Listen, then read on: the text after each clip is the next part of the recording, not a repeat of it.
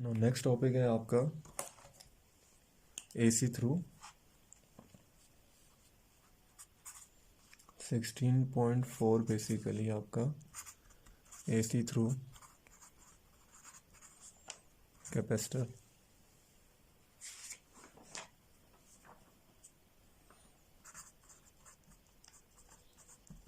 Means के capacitor में से या एसी के साथ अगर आपने कैपेसिटर लगा रखा हो तो आपकी एक्सप्लेनेशन या सर्किट की वर्किंग कैसी होगी। एसी थ्रू कैपेसिटर में से एसी कैसे गुजरता है। यहाँ पे आप एक डायग्राम आप पहले डीसी की ड्रॉ करें। डीसी में फ़र्ज़ करें यहाँ पे आपने एक बल्ब लगा रखा है, यहाँ पे आपके पास एक कैपेसिटर लगा हुआ है और स्विच जो है आपने क्या किया हुआ है, क्लोज किया हुआ है। क्लोज का मतलब है यहाँ से बंद किया हुआ है। अब यहाँ पे आपके पास कैपेसिटर है, यहाँ पे आपके पास पॉजिटिव टर्मिनल है, यहाँ पे नेगेटिव टर्मिनल, एक बल्ब है। जैसे ही आप इसको सर्किट को कनेक्ट करेंगे डीसी के साथ तो आपका बल्ब थोड़ी देर के लिए ग्लो करेगा। लेकिन आपने कैपेसिटर के बारे में पढ़ रखा है, ये एक स्टोरेज डिवाइस होती है जो अपने ऊपर चार्ज को क्या करती है, स्टोर करती है। अब अगर आपने जो वोल्टेज दिया था इन केस वो 5 वोल्ट था, अब यहाँ से चार्ज गुजर रहा है, जब यहाँ से चार्ज गुजरेगा तो बल्ब थोड़ी देर के लिए जलेगा। लेकिन जैसे ही चार्ज यहाँ पे स्टोर हो जाएगा इन प्लेट्स पे, अब ये वाली जो प्लेट है कैपेसिटर की प्लेट्स पे तो कोई चार्ज नहीं होता। अब ये पॉजिटिव टर्मिनल के साथ जुड़ी है तो ये पॉजिटिव चार्ज प्लेट हो जाएगी, ये नेगेटिव चार्ज प्लेट हो जाएगी क्योंकि ये नेगेटिव टर्मिनल के साथ कनेक्ट हुई हुई है। तो जैसे ही ये चार्ज यहाँ पे स्टोर हो जाएगा, कैपेसिटर का वोल्टेज और आपकी सोर्स का वोल्टेज 5 वोल्ट बराबर हो जाएंगे। तो अब फर्दर चार्जेस को कैपेसिटर ने आगे आने नहीं देना क्योंकि कैपेसिटर के ऊपर चार्ज की क्वांटिटी और सोर्स की जो चार्ज की क्वांटिटी दोनों बराबर हो गई हैं। तो अब आपका जो बल्ब है वो बंद हो जाएगा। मतलब डीसी सोर्स में मसला यही होता है कि इसमें जो करंट होता है एक ही डायरेक्शन होती है। कन्वेंशनल इसकी डायरेक्शन होती है, डायरेक्ट करंट होता है, ये करंट को रिवर्स नहीं करता। तो बल्ब सिर्फ थोड़ी देर के लिए जलेगा। जब एक बार सर्किट में करंट घूमा तो उसके बाद ये बंद हो जाएगा। यानी जो ये कैपेसिटर होते हैं ये चार्जेस को या वोल्टेज को जो है परमिट नहीं देते यहाँ से गुजरने के लिए, या करंट के फ्लो को परमिट नहीं देते यहाँ से गुजरने के लिए। क्योंकि जो ये कैपेसिटर की प्लेट्स हैं इनके दरमियान में डाई इलेक्ट्रिक मीडियम होता है या इंसुलेटर होता है। तो इंसुलेटर की वजह से क्या होता है कि वो यहाँ से फ्लो करंट को नहीं देते हैं। यहाँ पे आके सारा सर्किट आपका रुक जाएगा। जैसे ही चार्जेस इस पे पूरे होंगे इतना ही वोल्टेज कैपेसिटर की प्लेट पे हो जाएगा जितना आपने दिया था, तो आपका बल्ब जलना बंद हो जाएगा। यहाँ से करंट को परमिट नहीं मिलेगा आगे गुजरने के लिए। लेकिन इसके मुकाबले में हम एसी सर्किट देखें, मतलब डीसी के बजाय मैंने एसी सोर्स लगा रखा है। यहाँ पे सेम वही सर्किट है, यहाँ पे एक बल्ब लगा हुआ है, यहाँ पे अब आपका कैपेसिटर लगा हुआ है। अब फिलहाल ये पॉजिटिव टर्मिनल है एसी सोर्स का, ये नेगेटिव है, तो ये चार्ज प्लेट पॉजिटिव होगी, ये नेगेटिव होगी। अब देखें होगा क्या। अब यहाँ पे 5 वोल्ट की आपने सोर्स दे रखी है, यहाँ पे बिल्कुल ज़ीरो वोल्टेज है। पोटेंशियल डिफरेंस दोनों का चेंज है, यहाँ पे हायर पोटेंशियल यहाँ पे लोअर पोटेंशियल है, तो करंट यहाँ से गुजरेगा और बल्ब आपका जलना शुरू हो पड़ेगा। जब बल्ब जलना शुरू हो पड़ेगा और यहाँ पे आहिस्ता आहिस्ता चार्ज स्टोर होना शुरू हो पड़ेंगे। अब जो चार्ज स्टोर हो रहे हैं वो इनके बाद पहले जो चार्ज आ गए हैं वो अपने से बाद आने वाले चार्जेस को आप ऑपोजिशन देना शुरू हो जाएंगे। क्योंकि यहाँ पे जब चार्ज की क्वांटिटी बढ़ना शुरू हो पड़ेगी तो आप देखेंगे जो करंट का फ्लो है या जो चार्ज का फ्लो थोड़ा कम हो जाएगा। और जैसे ही 5 वोल्ट हुई यहाँ पे चार्ज की क्वांटिटी प्लेट के ऊपर, तो फर्दर करंट गुजरना बंद हो जाएगा या फर्दर चार्जेस को आगे आने के रुकावट आ जाएगी। लेकिन अब ये सोर्स जो है डीसी के बजाय क्या है, एसी। और एसी सोर्स करता क्या था कि हाफ साइकिल में अपनी डायरेक्शन ही चेंज कर लेता था।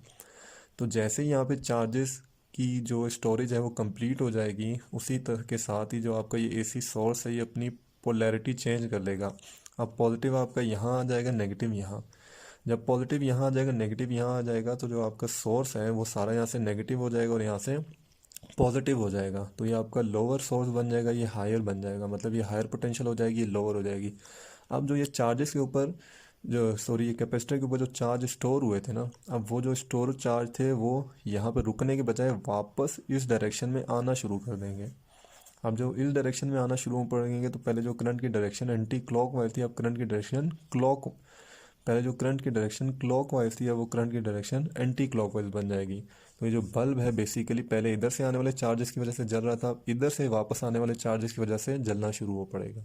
मीन्स आपके एसी सर्किट में जो आपने बल्ब लगा रखा है और कैपेसिटर लगा रखा है, तो बल्ब जो है बंद नहीं होगा, क्योंकि साइकिल हाफ होने के बाद ये अपनी डायरेक्शन ही चेंज कर लेती है सोर्स। तो इसकी डायरेक्शन चेंज होने से ये लोअर पोटेंशियल बनता है, और लोअर पोटेंशियल बनने से पहले इसने कैपेसिटर के ऊपर चार्ज को स्टोर कर दिया था, तो ये हायर पोटेंशियल बन गया था। तो पहले जो करंट एंटी क्लॉकवाइज चल रहा था वो क्लॉकवाइज, पहले जो करंट आपका क्लॉकवाइज चल रहा था वो एंटी क्लॉकवाइज चलना शुरू हो पड़ेगा।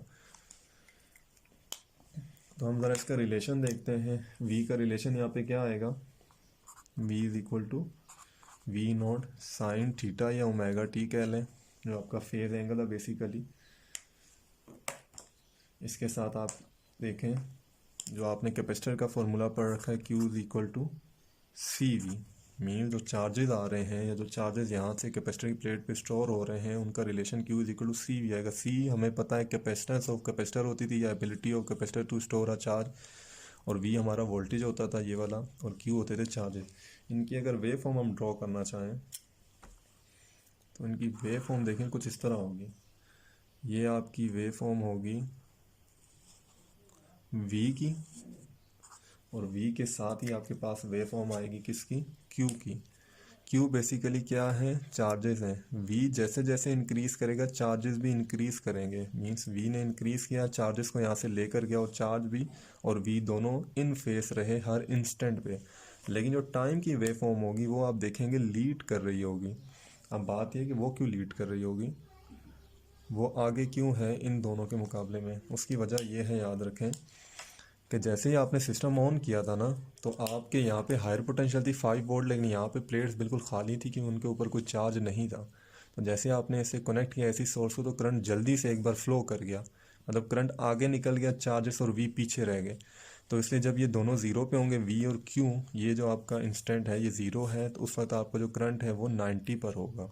मीन्स आपने सोर्स जैसे ही ऑन किया था तो ये बिल्कुल खाली थे और यहाँ पे हायर पोटेंशियल था, तो करंट ने जल्दी से एक बार क्या कर लिया, फ्लो कर लिया, और वो आगे निकल गया।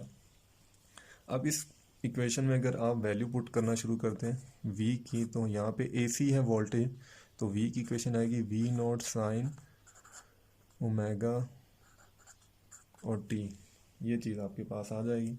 अब यहाँ पे आपको पता है V नॉट क्या है, पीक वैल्यू वोल्टेज है, Q क्या है, बेसिकली चार्जेस है, और यहाँ पे हमें पता चल रहा है कि जो करंट है वो लीड पर है, और करंट हर पॉइंट पे लीड पर है। अब वो कैसे है, देखें ये इंस्टेंट था आपका ज़ीरो के लिए। जब आपका ज़ीरो का इंस्टेंट था तब आपका V और Q दोनों ज़ीरो पर थे, लेकिन आपने जैसे इन सबको कनेक्ट किया तो यहाँ हायर पोटेंशियल लोअर पोटेंशियल होने की वजह से करंट जल्दी से फ्लो कर गया, आगे निकल गया, वो 90 पे पहुँच गया।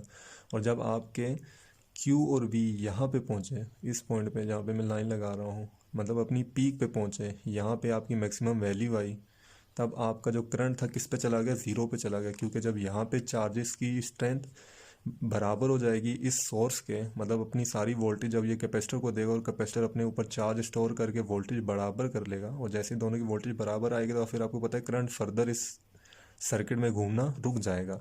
तो करंट फिर कहाँ पे आ जाएगा, पाई पे। पाई का मतलब है 180, और 180 पे इस इक्वेशन के मुताबिक आंसर क्या आएगा, ज़ीरो आएगा। मतलब अगर हम आई का रिलेशन लिखें तो I is equal to I not sign omega T बनता है।